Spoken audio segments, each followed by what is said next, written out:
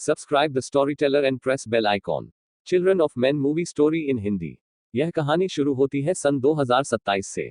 यह वह वक्त है जब दुनिया में एक भी बच्चा नहीं बचता, क्योंकि अब औरतें मां नहीं बनती है। इसके पीछे सिर्फ एक ही कारण है। आज से 20 साल पहले बड़े बड़े देशों में लड़ाई हुई। उन्होंने न्यूक्लियर बम का इस्तेमाल किया, जिससे पूरी दुनिया में रेडिएशन फैल गया, जिसकी वजह से पिछले 20 सालों से कोई भी लड़की मां नहीं बन पाई। धीरे धीरे यह पूरी दुनिया खत्म हो रही है, क्योंकि अगर इस दुनिया में बच्चे ही पैदा नहीं होंगे तो यह दुनिया आगे चलेगी कैसे। इसके साथ साथ और भी बहुत सारी दिक्कतें हैं। पूरी दुनिया में कोई बॉर्डर नहीं है।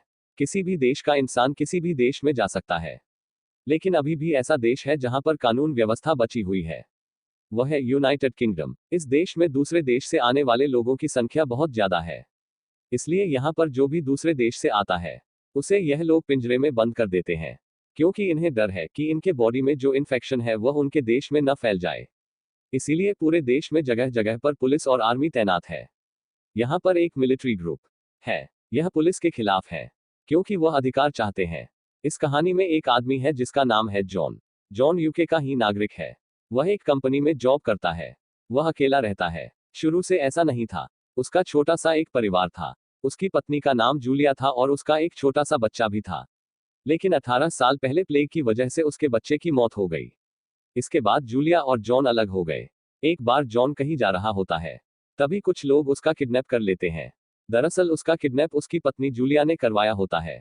जूलिया अपने पति से बोलती है कि तुम्हें हमारे लिए काम करना होगा, जिसके लिए तुम्हें बहुत सारे पैसे मिलेंगे।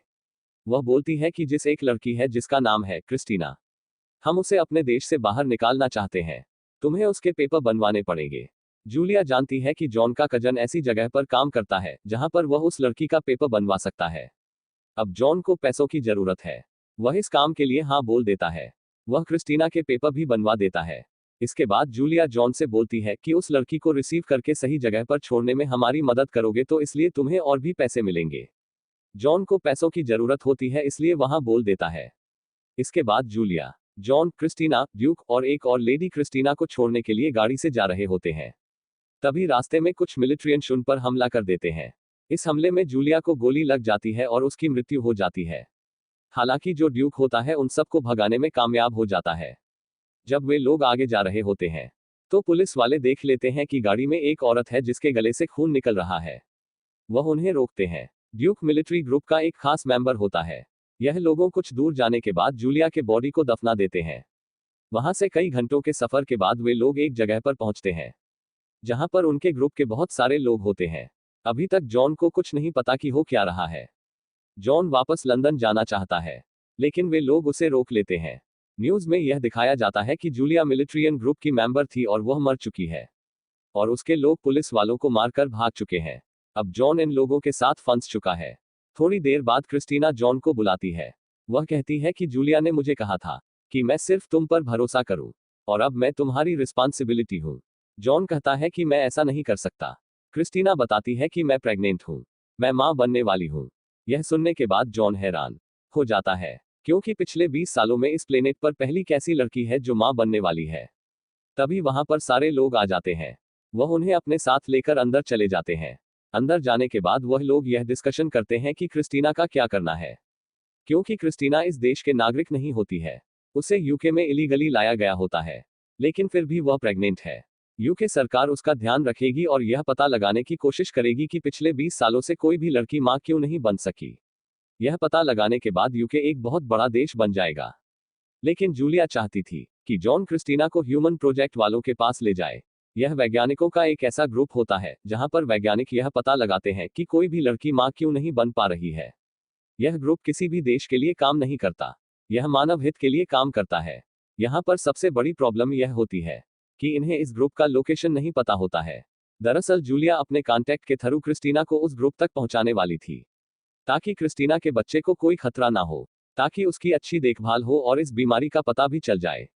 और अब जूलिया इस दुनिया में नहीं है।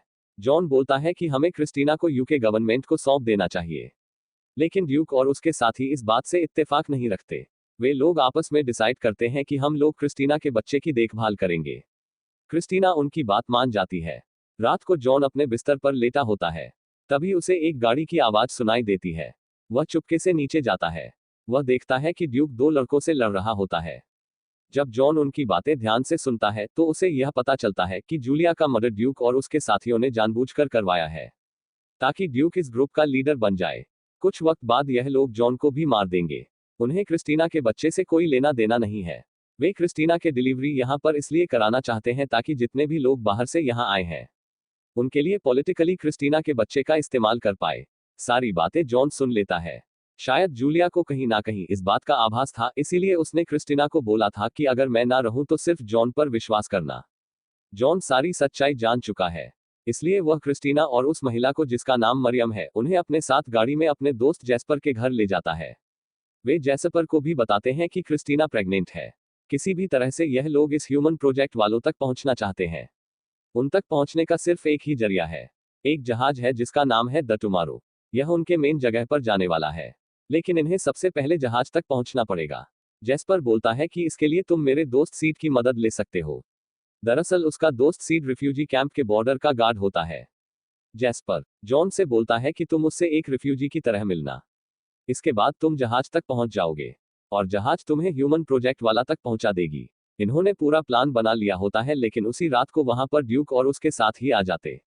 जैस्पर ड्यूक और उसके साथियों को कैमरे में देख लेता है, इसीलिए वह इन तीनों को पीछे के रास्ते से भगा देता है। जब जॉन थोड़ा सा आगे जाता है तो वह चुपके से देखता है कि जैस्पर और उसकी वाइफ को ड्यूक और उसके आदमियों ने मार दिया होता है। इस बात से जॉन को बहुत दुख होता है, लेकिन अब वह कुछ नहीं कर सकता, इसलिए वह दोनों को लेकर आगे निकलता है। वहां से निकलने के बाद वह उस बॉर्डर पर पहुंच जाते हैं जहां पर उन्हें जैस्पर ने जाने के लिए कहा था। वहां पर जाने के बाद भी देखते हैं कि कुछ दूरी पर एक आदमी होता है। यह वही आदमी होता है जिसके बारे में जैस्पर ने बताया होता है कि यह मेरा दोस्त है। वह सिड को बताता है कि हमें रिफ्यूजी कैंप में जाना है। सीड उन्हें अपने साथ ले जाता है, एक बस में बैठा देता है। बस में और भी काफी सारे लोग होते हैं। तभी क्रिस्टीना को दर्द होना शुरू हो जाता है, क्योंकि उसकी डिलीवरी का वक्त हो चुका है। उसे दर्द हो रहा होता है तो वह चिल्लाती है। इस वजह से एक गार्ड का ध्यान उस पर जाता है। वह उसकी तरफ आता है, लेकिन तभी उनके साथ जो लेडी होती है जिसका नाम मरियम है, वह जोर जोर से चिल्लाने लगती है, प्रेयर करने लगती है। इस बात से वह गार्ड परेशान हो जाता है। वह मरियम को बाहर निकाल देता है और बस से खुद भी उतर जाता है। इसके बाद बस बॉर्डर के अंदर चली जाती है। दोनों किसी तरह से रिफ्यूजी कैंप पर पहुंच जाते हैं। वहां पर यह लोग एक औरत से मिलते हैं। दरअसल इस औरत का पता सीड ने दिया होता है। यह लोग उस औरत से एक रूम रेंट पर लेते हैं। रात को क्रिस्टीना एक बच्चे को जन्म देती है। यह एक लड़की होती है। सुबह में सीड आता है। वह इन्हें बताता है कि ड्यूक के ग्रुप और ब्रिटिश आर्मी में लड़ाई शुरू हो गई है। ड्यूक के ग्रुप में इस कैंप में एंट्री कर लिए हैं। अब इन लोगों की जान खतरे में होती है। तभी सीड उस बच्चे को देख लेता है। वह इन दोनों को गन पॉइंट पर ले लेता है, क्योंकि वह भी इस बच्चे से अपना फायदा चाहता है। तभी जॉन को मौका मिलता है और वह सीड को मार देता है। इसके बाद इन्होंने अभी जिससे रूम रेंट पर लिया था, वह उस लेडी से उस जगह का पता पूछता है जहां पर इन्हें जाना है।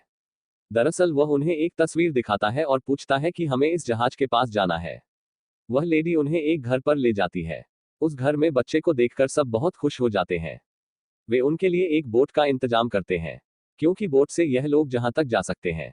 जब यह लोग बोट की तरफ जा रहे होते हैं तो ड्यूक इन्हें देख लेता है। वह क्रिस्टीना और उसके बच्चे को किडनैप कर लेता है। वह उन दोनों को लेकर वहां से निकल जाता है। जाने से पहले अपने साथियों को यह बोलकर जाता है कि हमारे जाने के बाद इन सबको मार देना। वे लोग उन्हें मारने वाले होते हैं, तभी दूसरी साइड से फायरिंग होना शुरू हो जाती है। इस फायरिंग की वजह से जॉन और मरियम बच जाते हैं। वहां से बचने के बाद जॉन दिखता है कि आर्मी एक बिल्डिंग की तरफ लगातार फायरिंग कर रही होती है। वह समझ जाता है कि ड्यूक उसी बिल्डिंग के अंदर है। वह बड़ी मुश्किल से गोलियों से बचता हुआ उस बिल्डिंग के अंदर जाता है। वहां पर बहुत सारे अधिक रिफ्यूजी होते हैं जो वहां पर फंसे हुए होते हैं। बहुत सारे जख्मी भी होते हैं। तभी जॉन को बच्चे की रोने की आवाज आती है। वह उस तरफ जाता है जहां से बच्चे की रोने की आवाज आ रही है। वह वहां पर देखता है कि ड्यूक आर्मी पर गोलियां चला रहा है। जॉन बच्चे को उठाता है और क्रिस्टीना को उठाता है और बाहर निकलने लग जाता है। तभी ड्यूक उस पर गोलियां चलाने लगता है। जॉन बोलता है कि अब इसका कोई फायदा नहीं है। तुम इस लड़ाई को कभी नहीं जीत सकते। तुम्हारे सारे आदमी लगभग मर चुके हैं। इसके बाद जॉन क्रिस्टीना और बच्चे को लेकर वहां से निकल जाता है। अब उस बिल्डिंग में जितने भी लोग होते हैं वह उस बच्चे को देखकर बहुत इमोशनल हो जाते हैं। कोई उसके पैरों पर हाथ लगाता है, कोई उसे आशीर्वाद देता है और कोई रो रहा होता है, क्योंकि 20 सालों से किसी ने इस दुनिया में किसी बच्चे को नहीं देखा। धीरे धीरे जॉन, क्रिस्टीना और बच्चा बिल्डिंग से बाहर आ जाते हैं। बाहर जब आर्मी उस बच्चे को देखती है तो वह भी शांत हो जाते हैं। वह फायरिंग करना बंद कर देते हैं।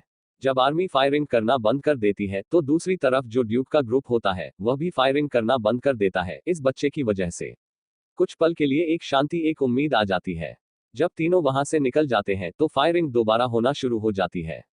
इसके बाद वह लेडी जिनके घर पर यह लोग एक रात के लिए किराए पर रहते हैं, जिस लेडी ने इन्हें उस परिवार से मिलाया था, जिस परिवार ने इनके लिए बोट का इंतजाम किया था, वह लेडी उन्हें बोट तक ले जाती है।